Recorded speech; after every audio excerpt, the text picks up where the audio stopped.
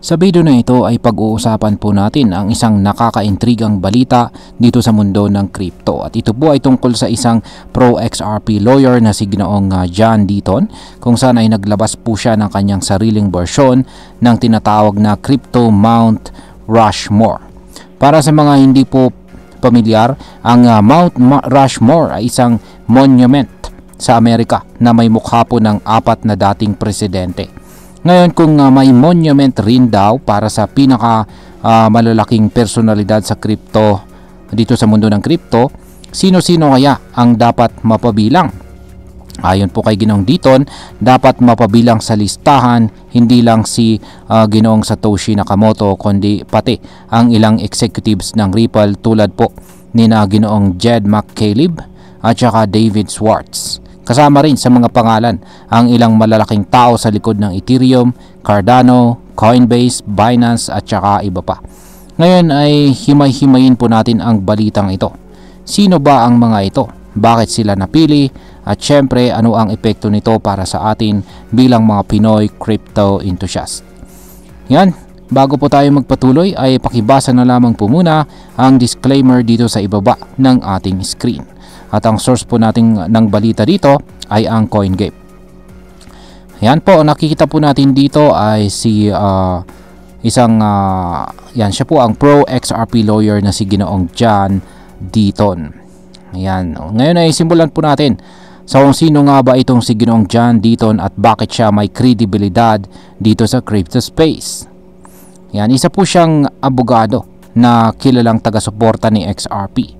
Siya rin ang matagal nang nagtatanggol kay Ripple sa mga legal na laban nito, lalo na sa kaso kontra sa SEC sa Amerika. Kilala itong si Ginoong Deaton sa kanyang mga posts sa social media kung saan madalas po niyang ipinagtatanggol ang karapatan ng mga retail investors dito sa mundo ng crypto. Kaya naman maraming sumusunod at nagbibigay respeto sa kanyang mga opinyon tungkol sa kung sino ang mga tunay na haligi ng crypto industry. Ngayon ay sino ang nasa Crypto Mount Rushmore version nitong si Ginoong Deaton? Una po sa listahan syempre ay si Ginoong Satoshi Nakamoto, ang misteryosong utak sa likod ni Bitcoin. Kahit walang may alam kung sino talaga si Ginoong Satoshi, ang kontribusyon niya sa pagsisimula ng decentralized digital money revolution ay hindi maikakaila. Sunod ay si Ginoong Vitalik Buterin, ang co-founder ni Ethereum.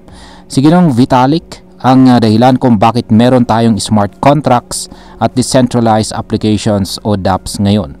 Dahil dito ay nagkaroon po ng mas maraming gamit ang blockchain maliban po sa simpleng peer-to-peer na pagbabayad. Pagkatapos ay dito na po pumapasok ang mga taga Ripple. Ayon kay Ginoong Deaton, dapat mapasama si Ginoong Jed McCaleb, isa sa mga co-founder ng Ripple at ang dating CTO nito. Siya po ang tumulong sa paggawa ng XRP at saka XRP Ledger. Matapos po niyang iwanan ang Ripple, gumawa naman siya ng isa pang coin at yan naman po si Stellar or XLM. Kaya malaki po ang naging kontribusyon niya sa blockchain ecosystem. Sinama na rin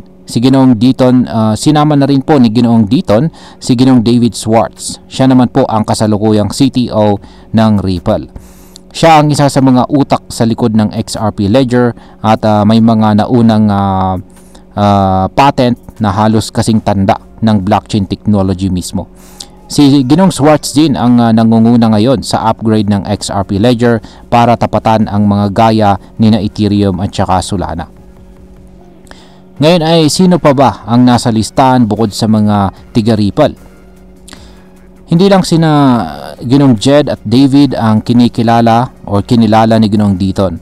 Kasama rin sa mga nabanggit niya ang mga bigating pangalan sa crypto tulad po ni Ginoong Brian Armstrong, CEO po ng Coinbase, Changpeng Zhao or ZZ, founder po ng Binance, Brad Garlinghouse, ang CEO ng Ripple dahil sa pag-launch ng RLUSD stablecoin at pag-acquire ng ilang mga strategic na kumpanya.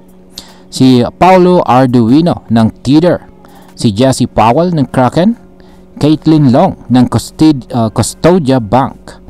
May binanggit din na mga technical na pioneers tulad ni Ginoong Charles Hoskinson ng Cardano, Charlie Lee ng Litecoin, Sergey Nazarov ng Chainlink, Nick Szabo na gumawa po ng BitGo, Hal Finney at saka Gavin Anderson na tumulong sa early development ni Bitcoin. At syempre si Ginong Michael Saylor, ang CEO ng MicroStrategy, ang unang kumpanya na malakihang bumili ng Bitcoin bilang company reserve asset. Ngayon ay bakit po mahalaga ang Crypto Mount Rushmore na ideya?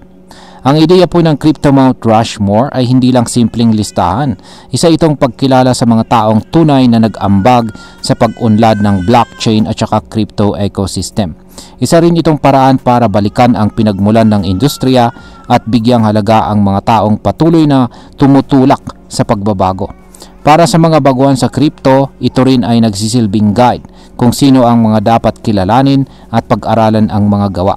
Hindi lang ito puro hype o marketing, kundi kung sino talaga ang mga may substance at saka tunay na impact.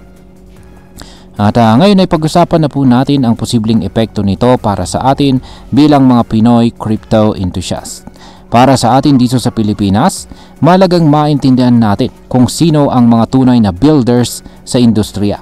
Sa dami ng scams, meme coins at projects na walang malinaw na layunin, ang pagkilala sa mga crypto pioneers ay nagsisilbing kompas para malaman kung ano ang mga project ang may solid na foundation. Kung alam natin na sina Ginoong Jed McCaleb at saka David Schwartz ay totoong may ambag sa technology, mas maiintindihan natin kung bakit si XRP ay hindi lang basta altcoin. Kung kilala natin ang kasaysayan ni Ginoong Vitalik Buterin, mas magugustuhan natin si Ethereum. Hindi lang dahil mahal ang presyo nito, kundi dahil may tunay na gamit.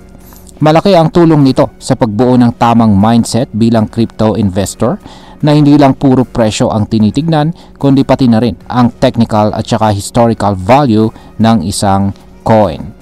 Bilang panghuli, ang masasabi ko naman tungkol dito ay para sa akin, tama lang na mapabilang sa Crypto Mount Rushmore ang ilang taga-Ripple.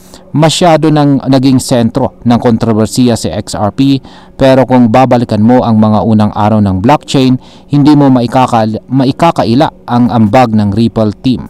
Hindi man perpekto ang lahat ng kanilang desisyon, malinaw na nag-ambag sila sa pagbibigay ng mas mabilis at murang paraan ng paglipat o pag-transfer ng pera gamit ang blockchain.